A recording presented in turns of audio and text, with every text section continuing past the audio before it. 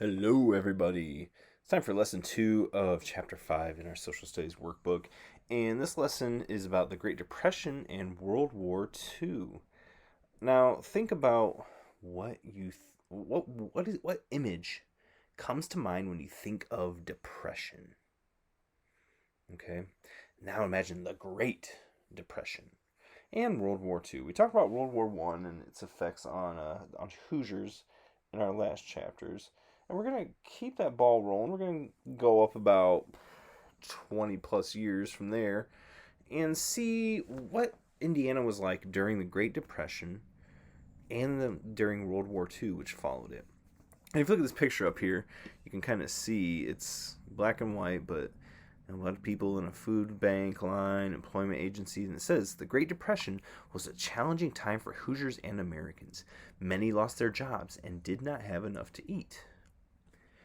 Indiana's economy was strong in the 1920s. Factory workers were busy making steel, building cars and trucks, and manufacturing other products. Farmers were producing more food with the help of modern tools.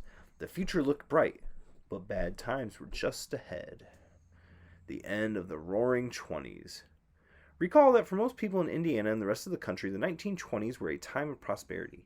People earned money at their jobs, then they spent money on their households and on leisure or free time activities. Sometimes they spent more than they made by buying products on credit.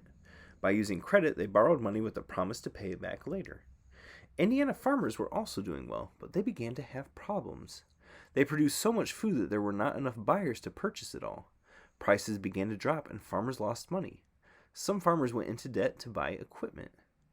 During the Roaring Twenties, some Americans bought stocks, which are shares or portions of ownership in companies. When the price of a stock goes up, the person who owns the stock can make a profit if he or she sells the stock at the higher price. These investors place their savings in the stock market, hoping to get rich. The stock market is a place where people buy and sell stocks. By the late 1920s, the price of stocks began to go down. Investors worried that if stock prices kept going down, their stocks would become worthless. They rushed to sell stocks. The prices fell even more. In October 1929, stock prices dropped so much that a crash occurred. The Great Depression. The stock market crash caused other businesses to fail. Some Americans had borrowed money to buy stocks. Money that is lent to someone, often from a bank, is called a loan. When the stock market crashed, they were unable to repay their loans. This meant that people and businesses that gave out loans were not repaid and lost the money. When people lose money, they spend less. They may stop buying goods they want so they can afford the goods they need. This meant that companies sold fewer goods than This meant that companies that sold goods had fewer customers. To avoid going out of business, some companies began to fire workers. This meant that many people were suddenly unemployed or out of work. Other businesses shut down completely. The country had entered a depression, or time when business activity is slow and many people are out of work. This depression lasted about 10 years and became known as the Great Depression. Then for one of your questions, guys, you're going to look at this bar graph here, and you're going to circle the year that had the highest rate of unemployment. So you're going to look for the biggest bar. Then you're going to underline the year that had the lowest rate of unemployment. The New Deal and other programs. The Great Depression hit the country and Indiana very hard. Sales of coal and limestone dropped to almost nothing. Nearly half of the people in southern Indiana lost their jobs. The steel and automobile industries in northern Indiana also suffered. Many families did not have enough money to pay for food or other necessities. Local and national government leaders stepped forward to help. In Indiana, Governor Paul McNutt started public relief programs to assist people. These programs provided food, clothing, and medicine to those in need. Often, people stood in long lines to receive super bread provided by the government to feed their families. They also lined up hoping to find jobs on state projects. The federal government also established programs to help the country recover from the Great Depression. President Roosevelt's plan to help was called the New Deal. The New Deal was a federal program that created jobs and set up laws to help protect the banking system and the stock market from future crashes. It also created relief programs. One program was the Works Progress Administration. It was designed to provide jobs for people able to work. More than 75,000 Hoosiers worked on WPA projects. Projects included building roads, bridges, water treatment plants, and inexpensive houses. Even Indiana artists found work under WPA. Some artists painted murals on the walls of post offices around the state. World War II. After losing World War I, many Germans were angry. Some followed a leader named Adolf Hitler. Hitler led the Nazi Party, which gained control in Germany in 1933. Hitler promised Germans wealth and power. Soon the Nazis were invading European countries, and by 1939, Europe was at war again. Soon, Great Britain, France, and the Soviet Union joined forces and became the Allied powers. They fought against Germany, Italy, and Japan, or the Axis powers. At first, the United States did not join the war. Then, on December 7, 1941, Japanese planes attacked Pearl Harbor, an American naval base in Hawaii. Japan was fighting with Germany in the war. The next day, the United States entered the war and joined the Allied powers. Millions of American men and women fought in World War II in Europe, Africa, Asia, and the Pacific. It was a horrible conflict. Many people were killed in World War II. More people were killed in World War II than in any other war. Many cities in Europe and Asia were bombed and destroyed. One of Hitler's most horrible acts was his attack on Jewish people. Jewish people were taken from their homes and killed. About 6 million Jewish people died in what is called the Holocaust. That's an important thing to remember, guys. The war came to an end when 2 powerful atomic bombs were dropped on Japan in 1945. The cities of Hiroshima and Nagasaki were destroyed. The worst war in human history was finally over. It says soldiers trained at U.S. Army base in Indiana during World War II. Indiana and World War II. More than 338,000 Hoosier men and 118,000 Hoosier women served in the military during the war. Of that number, more than 13,000 lost their lives. World War II had a major impact on Indiana's economy. Steel mills, which had slowed during the Great Depression, went back to full production. Steelworks in the Calumet began running 24 hours a day, 7 days a week. The state's oil refineries produced fuel needed for the war effort. Automobile factories in Indiana, such as the Studebaker plant in South Bend, began manufacturing trucks and other vehicles to be used in the fighting. In fact, so many Studebaker trucks were used in the Soviet Union during the war that the people there began calling the trucks Studebakers. The increased activity in the state led to the creation of many new jobs.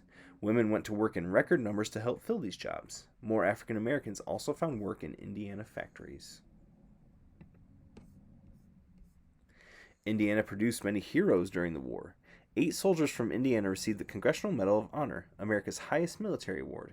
They showed exceptional bravery in the face of great danger. 3 of the medal winners died saving the lives of their fellow soldiers. One of the most famous Hoosiers during the war was a news reporter named Ernie Pyle. You read about him in the chapter opener. He won several awards for his articles about the day-to-day lives of ordinary soldiers. Oh, we did not read that. Life on the home front. People worked together to help the war effort. Many bought war bonds and stamps. This was a system of lending the government money for the war. Adults and children collected metal, rubber, and paper to be recycled into war supplies. Millions of Americans also planted gardens called victory gardens. This homegrown food helped feed their families. People also hoped to grow enough extra food to ship overseas. They grew vegetables such as tomatoes, carrots, lettuce, beets, and peas. Americans at home planted more than 20 million victory gardens during the war years. Life on the home front was sometimes difficult. Rationing became common. To ration means to allow each person to have only a fixed amount of food or supplies. Americans also learned what to do in case enemy planes made an attack on the country. Schools held practice drills similar to fire drills today. At the sound of a siren, students and teachers headed to areas used as shelters. There's somebody planting their victory garden. Looks like FDR. Indiana after the war. After World War II, thousands of soldiers returned to Indiana. They took jobs in factories, returned to farms, or established new businesses. Some went to college with the help of the GI Bill, a government education program. Many of the women who had worked in factories during the war decided to stay home to raise families. The population of the state grew quickly. There was a lot of movement inside the state. The population of urban areas increased, while the population in rural areas decreased. Many young people left farms to find work and higher wages in cities. In addition, there was a steady migration of workers from the South, mostly African Americans, who came to Indiana cities to work in factories. Indiana's industries began producing more. That meant that more jobs were available in cities around the state. Fort Wayne grew following the war when big businesses such as General Electric and International Harvester expanded their factories there.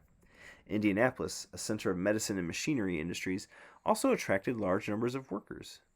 Evansville's factories began turning out so many refrigerators that the city was often called the refrigerator capital of the world. Many miles of highways were built in the 1950s and 1960s, as shown on the map at the left. They connected Indiana towns and cities. Cities and nearby suburban areas grew. With better cars and improved roads, more Hoosiers decided to live in the suburbs and drive into cities to work. Business people built new shopping centers, theaters, and restaurants in the suburbs. These provided jobs and entertainment. Urban changes. As Indiana's suburbs grew, many white people left cities to live there. Meanwhile, African Americans continued moving into cities. In cities such as Indianapolis, Gary, East Chicago, and South Bend, the population of African Americans grew rapidly. In Indianapolis, their numbers rose from 15% in 1950 to 24% in 1965. In Gary, African Americans became the majority by 1965. African Americans in Indiana's cities faced challenges. Many lived in neighborhoods that were run down or neglected. Their houses and schools were not as good as those in neighborhoods where more white residents lived. This sometimes led to tensions and protests. The need for fairness and equality for all Americans would become an important issue in the coming years. Yes, it would. Very important. All right, guys, check out the questions you need to answer for this lesson.